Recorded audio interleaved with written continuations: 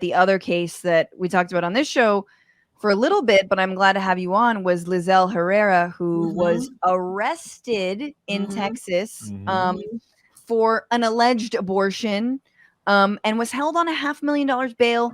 Finally, helped to be bailed out by La Frontera Fund, which I think did amazing work.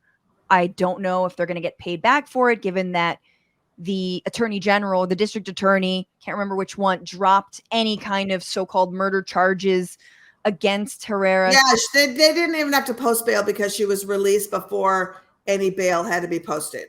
So I wanted to clear. Yeah. So the charges were dropped because they were absolutely, and to this day, last week we had Kathy Torres from La Frontera Fund on our podcast to talk about what had happened.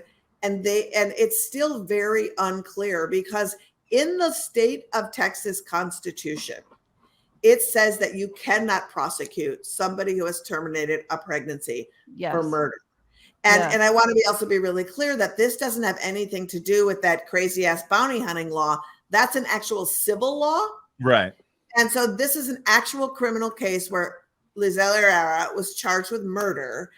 And it's unbelievable that she would confide in a medical provider and that somehow the person she confided in, who had no obligation, decided to spin that as murder and turn her in because she tried to self-manage her own abortion.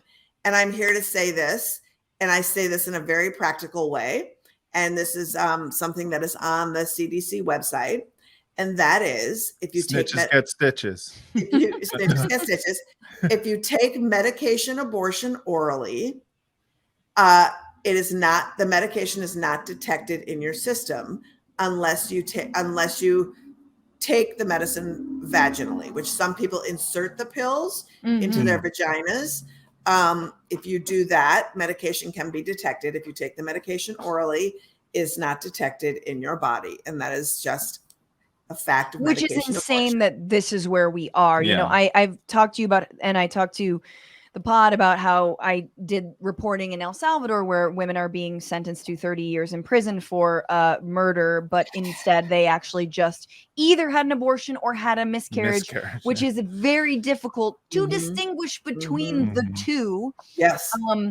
And especially judges don't know that. But does this feel like there's going to be more of this to come, given how gray area a lot of the laws are, and you'll have medical professionals who are like, maybe I should report this to police, because that's what was happening in El Salvador. And now we're seeing it here, where maybe nurses and doctors are like, I don't know what the law is, but I'm going to lock this woman up. I'm going to help lock her up. I think you're right. And, this has been going on. You had Purvi Patel in Indiana a few years back. It's been a trend that's been happening. But I think you hit the nail on the head. Is part of creating these nebulous laws is that healthcare workers and people are so unclear from moment to moment what the law is. And I think that healthcare workers need to understand that you do not have to report anybody for any reason to the cops. You just do not have to. But I do think it's a problem, and especially with miscarriage, with self-managed abortion, with all this stuff, we are going to be criminalizing people for their pregnancies at really alarming rates. What's going on, Frantifa? If you haven't already, subscribe to this channel right now. Hit that button. And also, you can become a patron and support the show every single week. Get access to bonus episodes and exclusive merchandise. Patreon.com/Bitchuation Room. Do it.